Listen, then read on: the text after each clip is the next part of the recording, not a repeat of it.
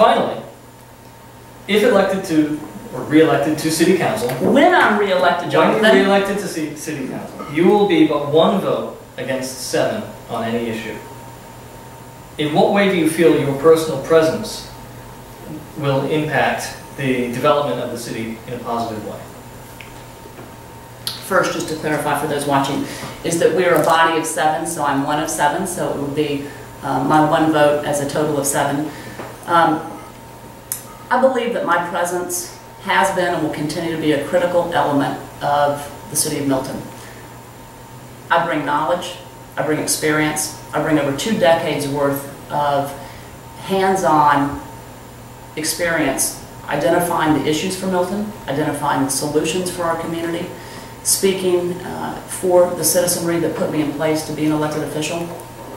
So whether it's a one vote that is 1 versus 6, whether it's a unanimous vote, and actually, candidly, oftentimes we have unanimous votes, but I don't think we should be a community that looks to having unanimity on every single issue, because what an individual brings, what I bring to the table, is an ability to bring an attention to detail, to be able to bring my managerial skills from my corporate experience to the table, the ability to bring my governmental experience to the table, to look at issues as I've looked at for well over 20 years, having been working as an advocate and as a steward for this community long before we were a city. I spent virtually every week at Fulton County's Board of Commissioners working with their staff, trying to understand the issues that were before us, coming up with solutions on behalf of citizens.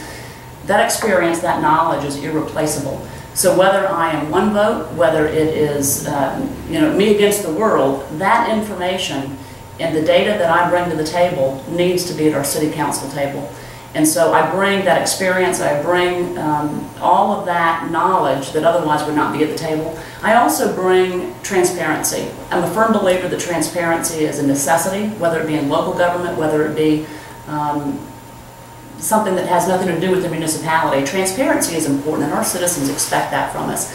And I do believe that the integrity and the transparency that I bring to the table is critical, and I believe that if I weren't there, there would sometimes be perhaps not as much transparency. And so the combination of knowledge, experience, transparency, the ability and the desire to represent citizens with zero special interest, and I think it's really important to make that point, is that I've been a steward for this community now, as I've said, and you've heard me say, for well over 20 years, but those are the facts. And the reality is that I've done it as a volunteer. I've done it because I'm passionate about this community. I believe that, quite candidly, based on my faith, that I didn't choose it, but it chose me. I do believe that we have a responsibility to this community, to those that live here, those that chose to live here years ago, and those that have not yet chosen to live here but will. I think we owe it to our youth and to our citizenry to continue to uphold the mission and values that they expect without any, without being beholden to any special interest groups. And unfortunately, when you look across our entire council table, just the very industries that some folks are in, is that they sometimes have an involvement with special interest groups. And that's not a negative necessarily, but it speaks to the importance of having at least one member on that council that doesn't have any tie, I mean zero ties to special interest groups. My only interest is representing the interest of citizens, and to do that in a balanced way that continues to provide the community and the quality of life that so many citizens moved here for, and whose tax dollars fully expect to continue to see that quality of life benefiting them and their families. So I do believe it's critical that I remain at that table. Obviously, citizens have felt it was critical for the last 2 elections, and I look forward to continuing to serve the citizenry as I have done with integrity and with knowledge and with a dedicated approach to work. I do have a strong work ethic, and anybody that knows me would probably say that that's my weakness, is that I work too hard. And trying to find a balance in a given day comes with a lot of hours of work and not necessarily a lot of sleep. But that aside, this is a critical election, and it will be important that we continue to have balance at that table. Okay. Thank you very much. That's the end of the 5 questions. And now you have time to tell everyone out there just who you are. Oh, the who am I question. Who are you? The who am I? Well, first of all, just thank you, one, for this opportunity to be with you and to be able to answer a few questions that hopefully provide some insight into my experience and to what I've provided this community and the citizenry for the last 5 years.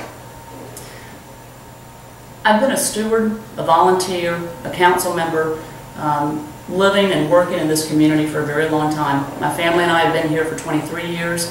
I've been a council member. This is my second, obviously my second term, moving into my third term with this re-election. And I take this role extremely seriously. I consider it an honor to represent the citizens that have put me in this position. And I also believe that I owe it to the future youth and the future leaders of our community to continue to represent this community as I have. It is not a job that needs to be in the hands of the inexperienced.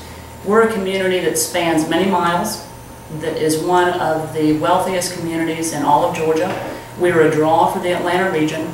We have a serious job to do, and that serious job is making sure that we have a balance between our rural, unique community, maintaining that quality of life, bringing services to citizens such as parks and recreation, and we didn't get a chance to talk about that, but I'm a huge proponent of ensuring that we have a national standard for our parks and recreations department. We also have a great Parks and Rec director, but we also as a council need to fund those opportunities, and we're doing a lot in that area. We have intergovernmental agreements that are allowing fields now to be shared between schools in our leagues. We need more space. We need to develop our 202-acre Birmingham Park, which we will do. I've been engaged in that master plan for many years historically, and as we start to implement this year, we'll continue to be a proponent of a balance between active and passive, and we can do both of those things and can do them effectively at that park. We need obviously soccer fields and football fields, and we need more baseball at Hopewell. We need softball for our girls. We also need non-league activity. We also need to make sure that we've got space for our equestrian components of our community where they can go and trail ride and walk and bike. And the great news is that 202 acres will be something that will be a national standard as we continue to pursue those master plans this year. So Parks and Rec will be a very important component of this upcoming year and this upcoming 4-year process. We talked about transportation. I'm a huge proponent of detailed analysis of transportation and creative ways to bring solutions to that issue within our community. I've been a proponent of roundabouts for years. Years ago, Fulton County DOT would say, oh my goodness, we're never going to be able to fund roundabouts. And lo and behold, we are funding roundabouts, and in fact, the state is funding those on our behalf. And so those are examples of the vision that I brought to this community long before anybody believed that those things could be done. Before master planning was kind of the sexy thing to do, I was out trying to bring land planners from across the country that had an international reputation to help us begin to master plan, to look at master planning Birmingham Crossroads, to look at enhancing the master plans for Crabapple, to develop overlays that allow us to have development standards that can bridge the balance between residential and business and commercial. Also, I bring my financial acumen. I've got 15 years in the corporate environment handling budgets and finances and marketing and management, and those skills are critical even within our local municipality. And so the combination of those things, my corporate background, my 20 years of government involvement and stewardship, the fact that I also bring environmental sensitivity to our community.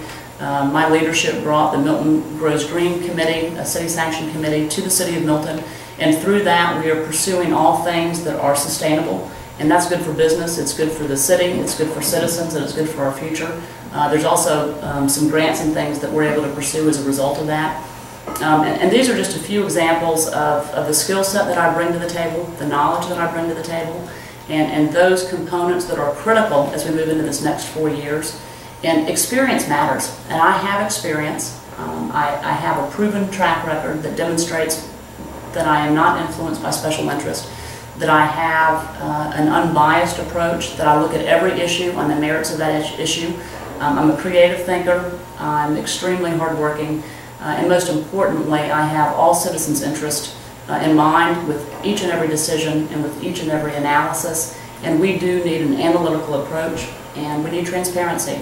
So I believe that as we move into this third term, which would be my last term based on our charter, that we still have a lot of great work to do, and I look forward to working with the mayor and council and all the citizens to bring forward the mission and value that we've continued to believe in and that we need to continue to implement. That's Julie Zoner Bailey, incumbent candidate for District 2. Thank you very much, Julie. Thank you, and I would be remiss, Jonathan, if I didn't close by saying please vote for Julie Zoner Bailey on November 8th, because I am indeed the community's voice, and I look forward to serving your needs. Thank you. Thank you.